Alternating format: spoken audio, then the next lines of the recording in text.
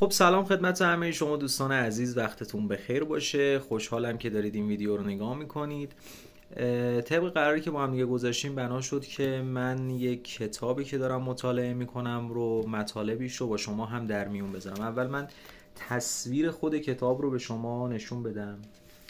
کتاب تحت عنوان بی حد و مرز و نوشته آقای جیم کویک هستش. داستان از اونجایی شروع میشه که یک اتفاق عجیب و غریبی برای جیم کویک میفته که باعث میشه کل مسیر زندگیش تغییر بکنه. من کمی خلاصه و کمی هم تندتر میگم که بتونیم توی تایم خیلی اندکی که قراره فیلمو با هم دیگه ببینیم و امیدوارم که شما هم ببینید. حالا من قصدم به اشتراک گذاشتنشه و امیدوار هستم که از مطالبش بتونید استفاده بکنید. خیلی سریعتر و کوتاه اشاره خواهم کرد. اتفاقی که برای جیم کویک افتاد و باعث شد که مسیر زندگیش تغییر بکنه اونجایی بود که جیم کویک میگه من هم مثل هر فرد معمولی، مثل هر بچه معمولی سر کلاس بودم که یهو صدای آژیری به گوش ما بچه‌ها رسید. زمانی که معلممون به حیاط مدرسه نگاه کرد متوجه ماشین‌های آتش نشانی شد که همین قضیه همه بچه‌ها رو به وجد آورد که بخوام ماشین‌های آتش نشانی و آتش نشان‌ها رو ببینن.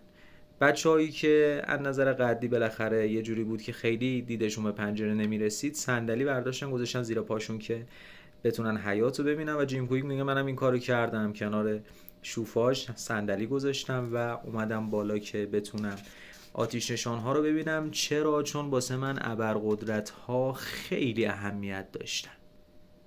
واسه شما چقدر این ابرقدرت‌ها اهمیت دارن؟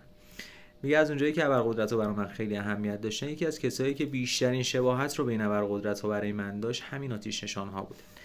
زمانی که اومدم بالا ببینم بر اثر یک اتفاق صندلی از زیر پای من خالی میشه و سرم میخوره به لبه شوفاژ و این باعث آسیب جدی داخل مغز من میشه. میگه از اون لحظه به بعد زندگی من از این رو به اون رو شد. این ضربه‌ای که به سر من خورد باعث شد که یک سری اختلالات توی ذهن من ایجاد بشه که من نتونم تمرکز بکنم، نتونم مطلب رو یاد بگیرم. حتما مجبور بودم به این که چند بار یک مطلب رو گوش بدم تا بتونم اون مطلب رو فرا بگیرم. میگه این مسیر ادامه داشت و به نحوی درس خوندن برای من تو سخت در این حالت ممکن خودش داشت به سر میبرد تا اینکه حالا بزرگ شد. حالا به هر ترتیبی که بود رفت دانشگاه. طی یک مهمونی که یکی از رفقاش دعوتش کرده بود، زمانی که با پدر رفیقش مواجه میشه، پدر رفیقش وضعیت جیم کویک رو خبردار میشه و یک سری سوال ازش میپرسه. یکی از اون سوالات که به نظرم خوبه که ما هم از هم بپرسیم و از خودمون مهمتر از هر کسی بپرسیم اینه که ازش میپرسه که هدفت برای این درس خوندن چیه؟ تو آینده میخوای چی کاره بشی؟ خیلی مهمه این سوالی که از بچه‌ها میپرسیم، میگیم میخوای چی کاره بشی، سری میگی یا خلبان یا پلیس یا دکتر.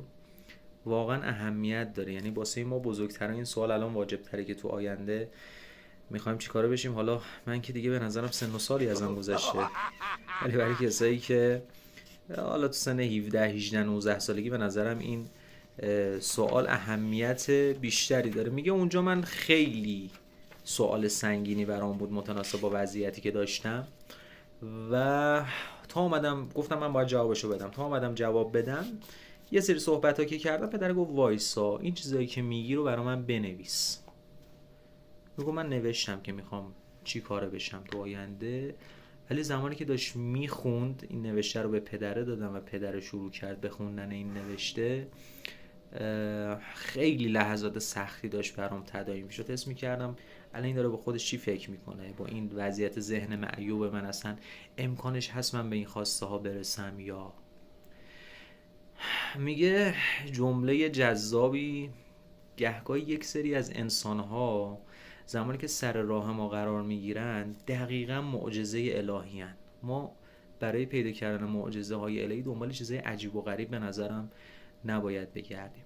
یه جمله خیلی جذاب به من گفت جیم فاصله بین رسیدن تو با خواسته هات همینقدره. یعنی اون چیزی که تو این سرت.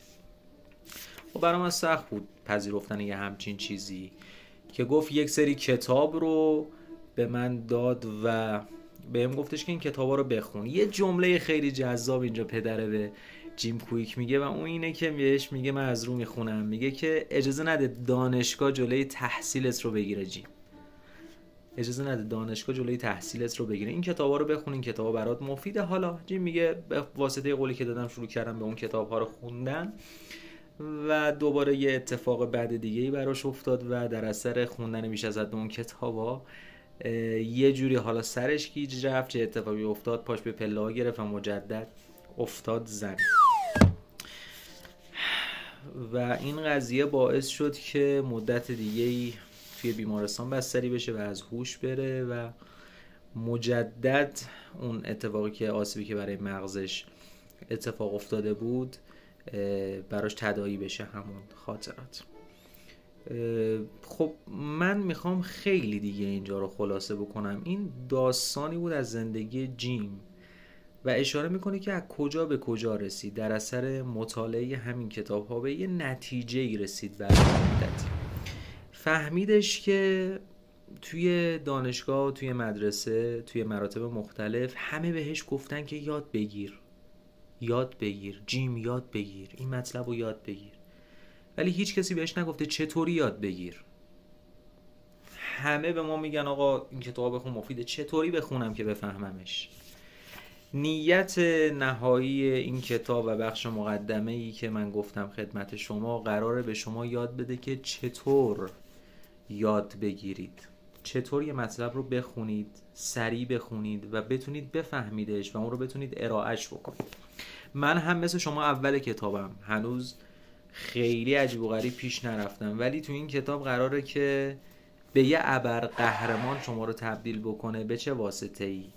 من خلاصه‌اش رو خدمت شما بگم. ما هر چیزی که توی وجودمون می‌بینیم تقریباً محدودیت‌هایی داره. دستامون محدودیت‌هایی داره، چشمامون محدودیت‌هایی داره، زبونمون محدودیت‌هایی داره، پاهامون محدودیت‌هایی داره. با یه ذره ورزش ممکنه که یه ذره ما بتونیم اینا رو ارتقا بدیم تا یه حدی.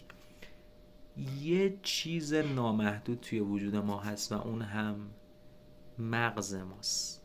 تنها چیزی که ما هر چقدر بخوایم میتونیم بکشیمش، میتونیم اطلاعات و دیتا توش بریزیم، میتونیم تقویتش بکنیم و نامحدوده چیزیه که توی سر ماست و این موردی هست که ما میتونیم بهش بپردازیم برای اینکه یک ابرقهرمان تو زندگیمون بسازیم.